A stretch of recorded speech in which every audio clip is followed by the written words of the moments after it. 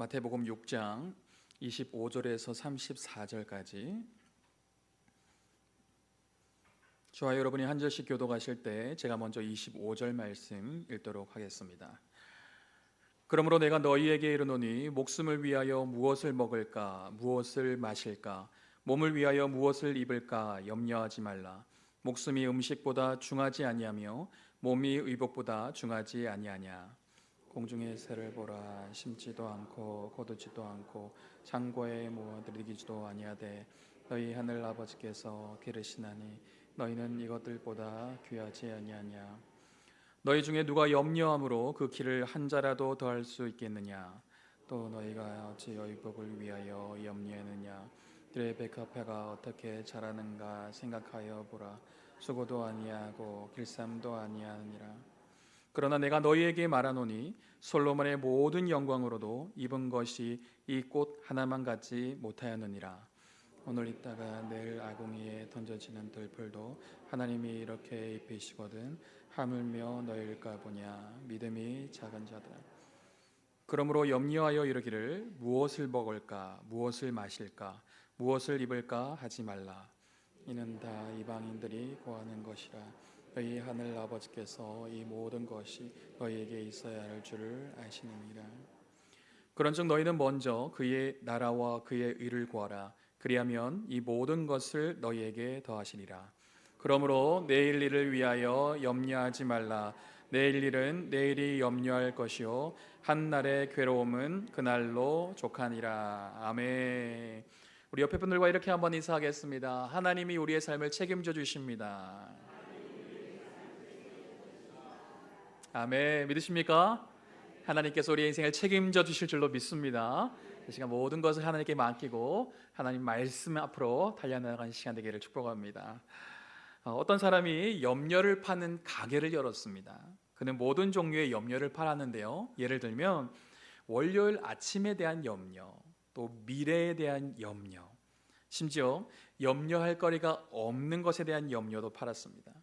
사람들은 신기해서 그 가게로 몰려들었어요. 한 사람이 노후에 대한 염려를 샀고 또 다른 사람은 자녀 교육에 대한 염려를 샀습니다. 가게는 문전성시를 이루었고 사장은 부자가 되었습니다. 그러다 한 사람이 곰곰이 생각하더니 사장에게 이렇게 질문을 던집니다. 사장님, 그렇게 많은 염려를 파셨는데 그럼 사장님은 어떤 염려를 하십니까? 그러자 사장이 이렇게 대답합니다. 저는 사람들이 제가 파는 염려를 사지 않을까 봐 염려입니다. 이야기가 무엇을 말해줍니까? 모든 사람들에게는 다 염려가 있다는 것입니다. 이 세상 사람들에게 어떤 염려가 있을까요? 물질에 대한 염려, 건강에 대한 염려, 또 진로에 대한 염려, 관계에 대한 염려, 다양한 염려들이 있다는 것이죠. 교인들에게는 영적인 염려도 있습니다. 내가 천국 갈 수 있을까? 그런 염려도 있어요.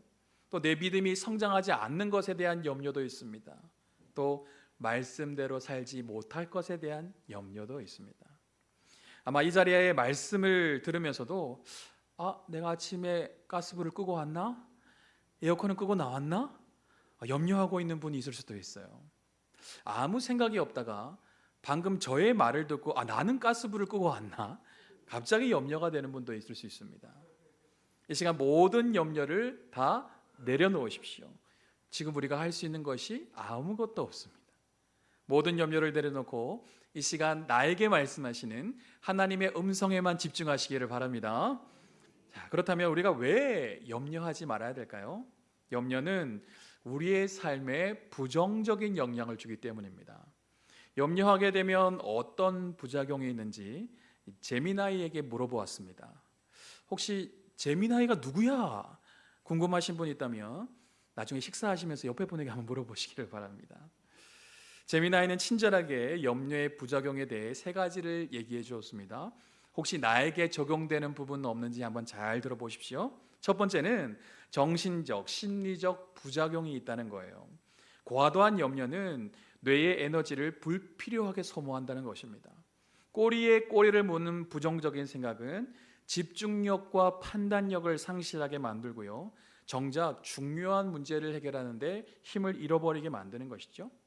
또한 만성적인 염려는 불안장애나 우울증으로 이어질 가능성이 있습니다. 계속되는 불안감은 삶의 즐거움을 앗아가고 무기력과 절망감을 줄 수 있는 것이죠. 걱정은 밤에도 우리를 놓지 않죠. 잠들기 전에 끝없이 생각에 빠지거나 자다가 깨서 다시 불안해하는 등 불면증을 유발해서 충분한 휴식을 방해한다는 것입니다. 두 번째는요, 신체적인 부작용이 있다는 거예요. 염려는 스트레스 호르몬인 코르티솔의 분비를 늘린다는 것입니다. 이 호르몬이 과도하게 분비되면 면역 체계가 약해져서 감기나 또 다른 질병이 생길 수 있는 것입니다.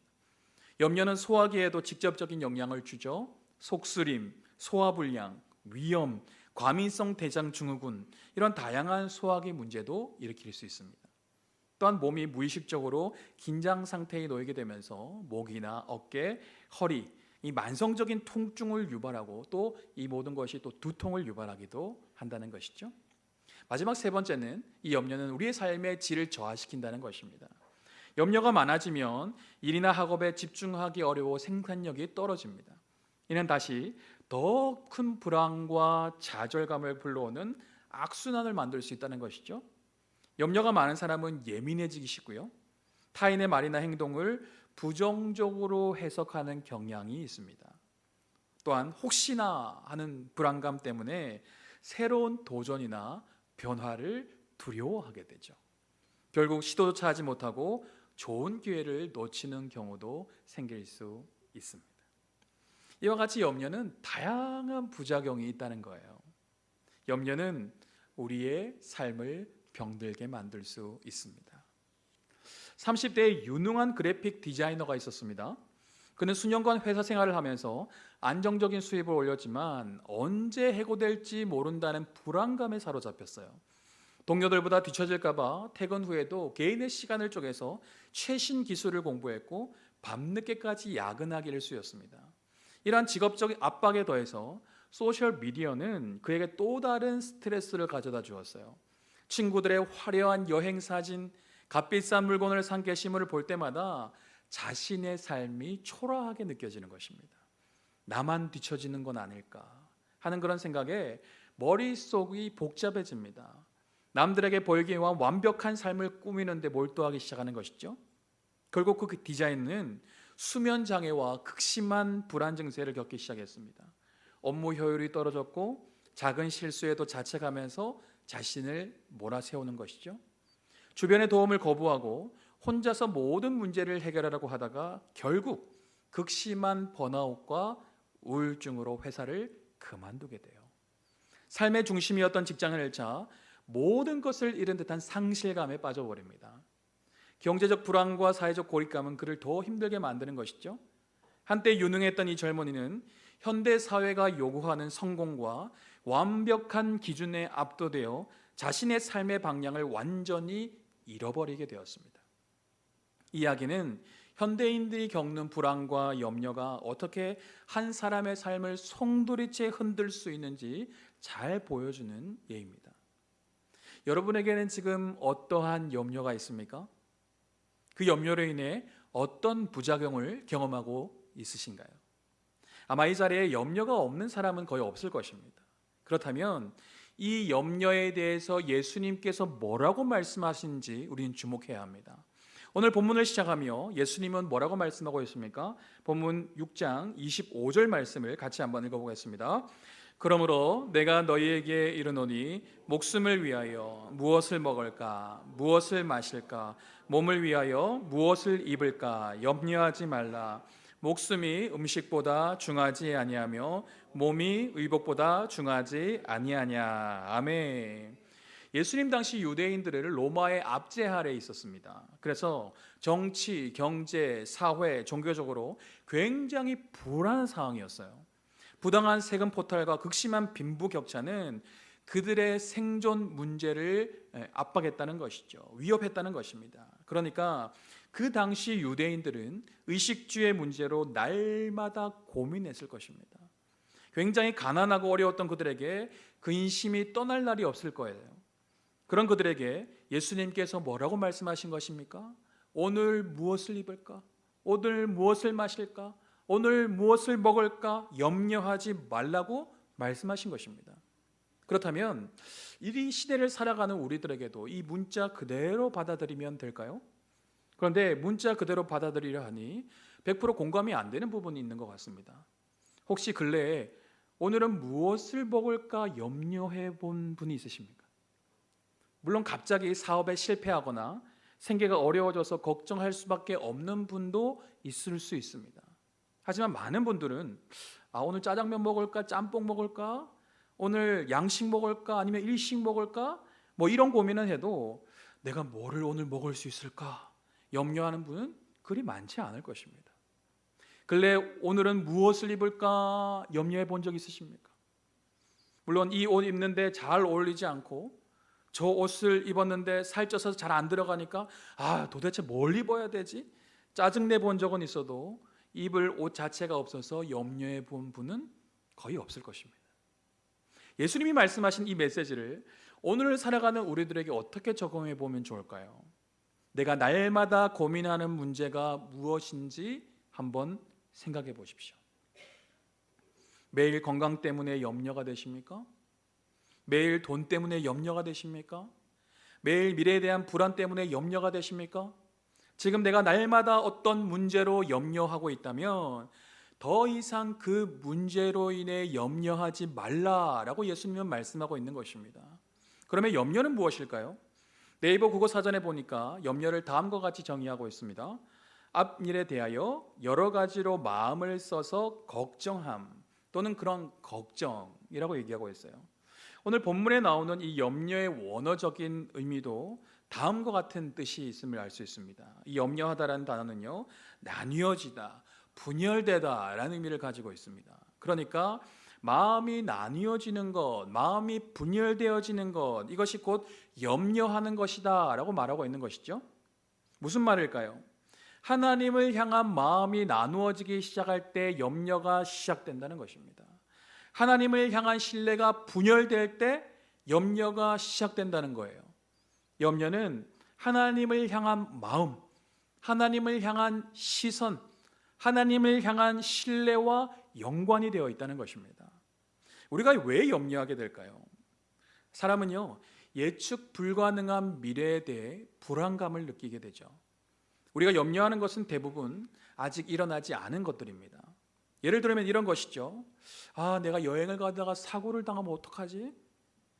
내가 이 일 도전했다가 실패하면 어떡하지? 내가 전도하다가 거절당하면 어떡하지? 이와 같은 생각들은 이 미래에 대한 위험에 대비하려는 일종의 방어 기제인 것이죠. 뿐만 아니라 사람은 삶의 많은 부분을 나 스스로가 통제하려고 하죠. 내 노력으로 좋은 결과를 얻기를 원하고 또 불행한 일들을 피하고 싶어 합니다. 하지만 현실은 어떻습니까? 내가 마음먹은 대로 되는가요? 잘 되지가 않습니다. 이렇게 통제하고 싶은 욕구와 통제할 수 없는 현실이 충돌할 때 무력감과 함께 염려가 생겨난다는 것입니다. 내가 할 수 있는 일이 없다고 느껴질 때 걱정은 더 커질 수밖에 없는 것이죠. 그런데 예수님은 오늘 본문에서 이 염려의 문제가 믿음과 관련이 있다고 얘기하고 있습니다. 오늘 보면 30절 말씀을 우리 다 같이 한번 읽어보겠습니다. 오늘 있다가 내일 아궁이에 던져지는 들풀도 하나님이 이렇게 입히시거든 하물며 너희일까 보냐 믿음이 작은 자들아. 아멘. 예수님은 지금 유대인들이 염려하는 이유에 대해서 무엇이 작기 때문이라고 얘기하고 있습니까? 그렇죠. 믿음이 작기 때문이라고 얘기하고 있어요. 이 말씀은 오늘도 염려하고 있는 우리들을 향한 예수님의 동일한 책망일 수 있습니다. 예수님은 우리를 향해 믿음이 없다라고 말씀하지 않으셨어요. 믿음이 있는 것을 주님이 아십니다. 하지만 믿음이 어떻다는 거예요? 작다는 거예요. 믿음이 작으면 염려하게 된다는 것입니다. 믿음과 염려는 연결되어 있다는 것이죠. 믿음이 작으면 염려하게 되고 또 염려하면 염려할수록 믿음이 약해지는 것이죠. 믿음이 약해지면 작은 문제에도 우리가 휘청거릴 수밖에 없습니다. 내가 믿음이 충만하고 믿음이 클 때는 옆에서 부정적인 말을 해도 내가 그렇게 흔들리지 않아요. 오히려 굳게 서서 부정적인 사람을 한 그 사람의 영향을 내가 받지 않습니다. 오히려 그 사람에게 하나님의 마음을 전하는 거예요. 선한 영향력을 끼치는 것입니다. 믿음이 크면 내 앞에 주어진 문제 앞에 두려워 떨지 않습니다. 오히려 하나님이 행하실 일들을 기대하게 돼요. 하지만 믿음이 작으면 어떻게 됩니까? 주변에서 별 의미 없이 한 그 한마디에도 심장이 쿵 내려앉는다는 거예요. 불안합니다. 두렵습니다. 하나님을 바라보기보다는 문제를 바라보게 되죠. 하나님의 말씀을 묵상하기보다는 문제를 묵상하게 되는 것입니다. 문제를 묵상하다 보면 문제에 빠지게 되어 있어요. 문제에 빠지면 내가 그 문제를 컨트롤할 수가 없어요. 문제에 끌려다닐 수밖에 없는 것이죠. 내 믿음의 상태를 어떻게 알 수 있을까요? 내가 작은 문제에도 염려가 크다면 지금 내 믿음의 상태는 굉장히 약해져 있는 상태입니다. 하지만 내 앞에 주어진 고난에도 하나님을 신뢰하며 흔들림 없이 걸어가고 있다면 내 믿음은 지금 굳건히 서 있는 상태예요. 여러분의 믿음의 상태는 지금 어떻습니까? 40년간 광야를 걸어왔던 이스라엘 백성들이 먹을 것이 없이 죽었던가요? 아닙니다. 하나님께서 날마다 만나와 메추라기로 그들을 먹이셨다는 거예요. 그들이 마실 것이 없어 죽었습니까? 아닙니다. 하나님께서 반석에서 샘물이 나게 하셨어요. 그들이 입을 것이 없어 죽었습니까? 아닙니다. 하나님께서 그들의 의복이 헤어지지 아니하고 그들의 발이 부르트지 않게 해주셨어요. 이스라엘 백성들이 먹을 것이 없어서, 마실 것이 없어서, 입을 옷이 없어서 죽었다는 것이 아닙니다. 그들의 죽음은 의식주 문제 때문이 아니라 바로 믿음의 문제 때문이었다는 거예요. 이스라엘 백성들은 하나님을 온전히 신뢰하지 못했습니다. 하나님을 온전히 의지하지 못했어요. 그들은 못 먹고 못 입어서가 아니라 믿음이 없었기에 가나안 땅, 축복의 땅으로 나갈 수 없었던 것이죠. 돈이 부족해서 우리가 염려할 수 있습니다. 건강이 좋지 못해서 염려할 수 있어요. 주변 사람들과 관계의 문제로 우리는 염려할 수 있습니다. 진로의 문제, 취업의 문제, 결혼의 문제, 자녀들의 문제로 우리는 염려할 수 있습니다. 하지만 우리의 숨통을 막고 점점 위축되게 만드는 이러한 문제로 인해서 염려하고 있는 우리들에게 예수님은 무엇을 강조하고 있습니까? 믿음을 강조하고 있다는 거예요. 하나님은 어떤 분이십니까? 하늘 아버지가 어떤 분이신지 오늘 본문 26절에 잘 나타내주고 있습니다. 본문 26절 말씀을 같이 한번 읽어보겠습니다. 공중의 새를 보라, 심지도 않고 거두지도 않고 창고에 모아들이지도 아니하되 너희 하늘 아버지께서 기르시나니 너희는 이것들보다 귀하지 아니하냐. 아멘. 공중의 새는 심지 않습니다. 거두지도 않아요. 창고에 모아들이지도 않습니다. 한마디로 얘기하면 우리가 그리 소중히 여기지 않는다는 거예요. 혹시 저 멀리 날아가는 까마귀를 보면서 너무 귀하다, 너무 소중하다, 집에서 키우고 싶어, 그런 마음이 드는 분이 있으십니까? 아마 거의 없을 것입니다. 아무도 소중하게 여기지 않는 그런 날짐승도 하나님께서 기르신다는 거예요. 그런데 우리는 어떤 존재라고 말씀하고 있습니까? 하나님께서 기르시는 새들보다 더 귀한 존재다라고 말씀하고 있어요. 이 말이 무슨 의미입니까? 하늘에 나는 날짐승도 하나님께서 기르시는데, 그리고 30절에 보니 내일 아궁이에 던져지는 들풀도 하나님께서 입히시는데 하물며 하나님께서 너무나 소중히 여기시는 너희들은 어찌하겠냐, 그 말씀이에요. 죄와 사망의 권세에 묶여있던 우리를 구원하시기 위해 하나밖에 없는 아들을 내어주신 하나님께서 우리를 위해 못할 일이 뭐가 있느냐는 것입니다. 하나님께서 반드시 우리의 삶을 책임져 주실 테니 염려하지 말라는 거예요. 염려는 하나님에 대한 불신에서부터 시작됩니다. 하나님께서 나를 돌보신다는 믿음이 없으면 염려하게 돼요. 하나님께서 내 삶을 책임져 주신다는 믿음이 없으면 여지없이 우리는 염려하게 됩니다. 하나님께서 내 미래를 주관하신다는 그 믿음이 없으면 우리는 오늘도 염려할 수밖에 없는 것이죠. 그래서 예수님은 염려하는 사람을 어떤 사람과 같다고 말씀하고 있습니까? 무엇을 먹을까, 무엇을 마실까, 무엇을 입을까 염려하는 구하는 사람은 이방인과 같다라고 말하고 있습니다. 이러한 것들은 이방인이 구하는 것이다 라고 얘기하고 있어요. 이방인이 어떤 존재입니까? 이방인은 하나님이 없는 존재입니다. 하나님을 알지 못하는 존재예요. 하나님을 아버지라 부를 수 없는 존재죠. 한마디로 자기의 삶을 자신이 책임져야만 하는 존재입니다. 그러니까 그들은 늘 먹는 문제, 마시는 문제, 입는 문제로 고민할 수밖에 없는 것이죠. 의식주 문제로 날마다 염려하며 고민할 수밖에 없는 것입니다. 하지만 우리는 어떤 존재입니까? 이방인과 같은 존재인가요? 내 삶을 내가 책임져야만 한 존재입니까? 그렇지 않습니다. 우리는 하나님의 은혜로 구원받은 하나님의 자녀인 줄로 믿습니다. 부모는 자녀가 무엇이 필요한지 잘 알죠? 눈빛만 봐도 얘가 지금 힘들구나.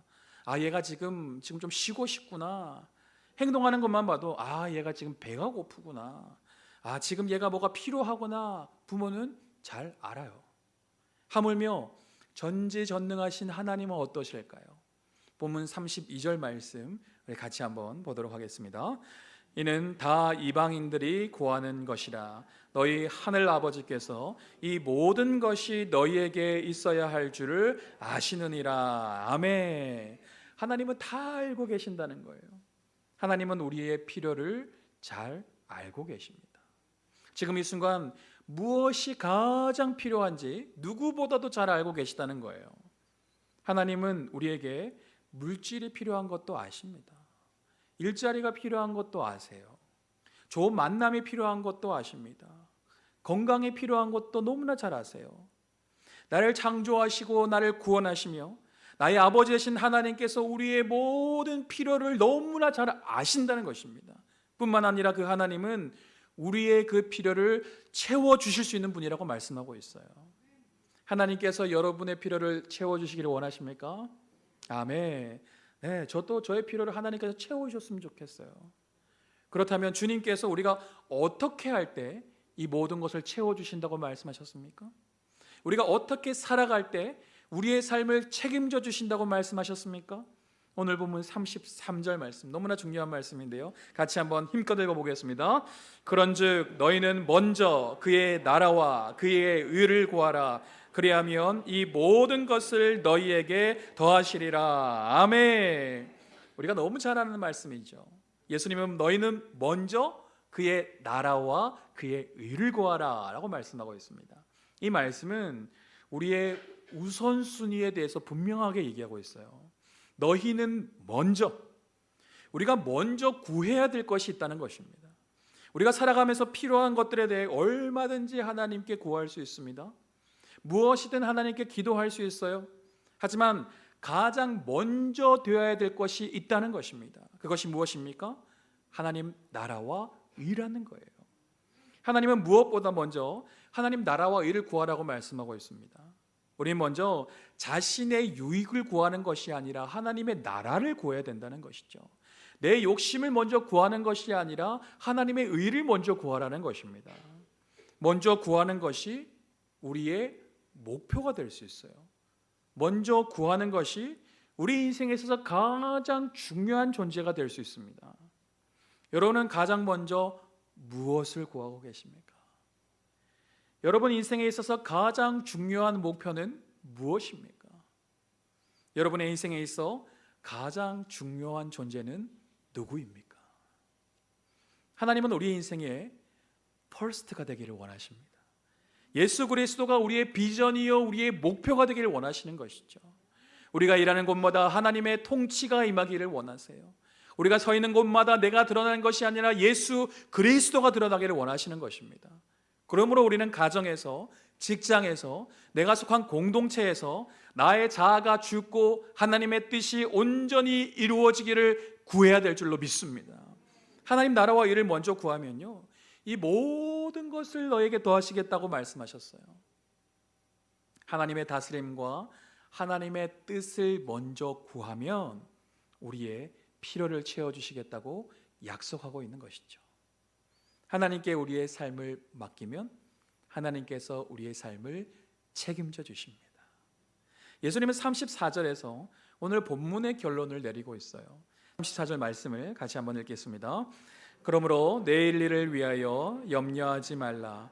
내일 일은 내일이 염려할 것이요 한날의 괴로움은 그날로 족하니라. 아멘. 예수님은 내일 일을 위하여 염려하지 말라라고 말씀하고 있습니다. 내일 일은 누가 염려한다고요? 내일이 염려할 것이라고 말씀하고 있어요. 내일이라는 시간은 우리의 것이 아닙니다. 내일은 하나님의 것이에요. 내일 일은 내일이 염려한다는 것은 내일 일은 내일이라는 시간이 해결해 준다는 거예요.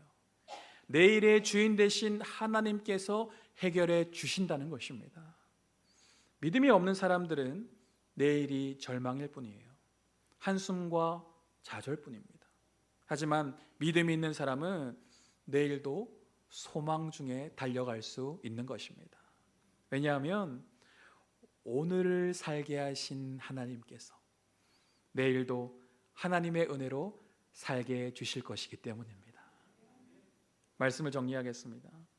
저는 목사이지만 염려가 생길 때가 있습니다.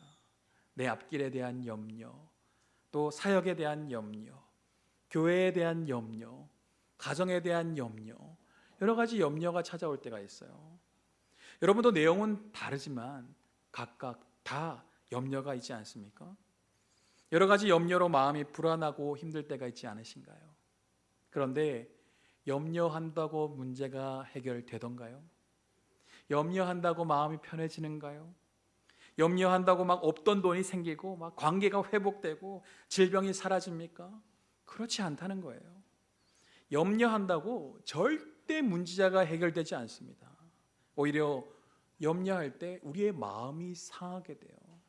우리의 몸이 병들게 됩니다. 염려할수록 하나님과 멀어지게 되죠.